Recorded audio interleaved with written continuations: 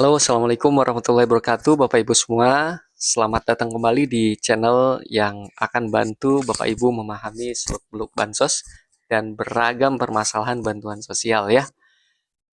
Nah, Bapak Ibu, ada beberapa data administrasi yang cukup berpengaruh ya pada kenaikan desil begitu, dan tentu kelayakan KPM Bansos, PKH, BPNT, dan PBI ya pada DTSEN, Data Tunggal Sosial Ekonomi Nasional.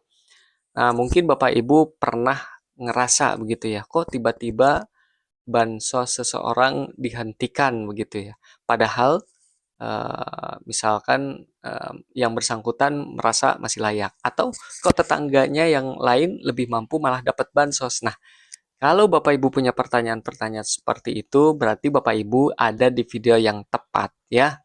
Hari ini kita akan bedah tuntas jenis data administrasi yang ternyata diam-diam itu jadi penentu utama bansos Bapak Ibu layak atau tidak.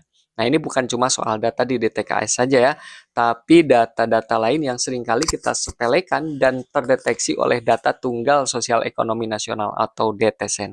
Nah, DTSEN ini kalau kita ibaratkan itu seperti otak ya, otak di balik keputusan layak atau tidaknya Bapak Ibu sebagai penerima bansos ya, seperti itu. Yuk, mari kita mulai pembahasannya, dimulai dari yang pertama nih ya.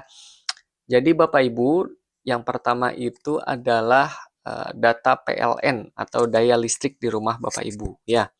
Pernah nggak sih kepikir kalau tagihan listrik bulanan Bapak Ibu itu bisa jadi mata-mata bagi pemerintah? Nah, besaran daya listrik yang terpasang di rumah Bapak Ibu itu bisa mencerminkan apa namanya, kemampuan lah ya, kemampuan ekonomi keluarga Bapak Ibu. Jadi semakin besar daya listriknya, maka secara tidak langsung dianggap semakin mampu. Nah, keluarga penerima manfaat atau KPM yang memiliki daya listrik sebesar 2.200 watt atau lebih, maka itu akan terdeteksi punya desil yang tinggi. Apa itu desil Bapak Ibu? Desil itu kayak peringkat ekonomi lah begitu ya, pengelompokan kesejahteraan masyarakat. Jadi semakin tinggi desilnya, artinya Bapak Ibu dianggap semakin mampu. Dampaknya apa?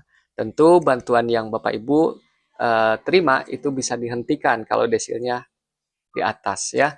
Kemudian BPJS Kesehatan ya yang kedua. Nah, ini juga nggak kalah penting nih Bapak Ibu.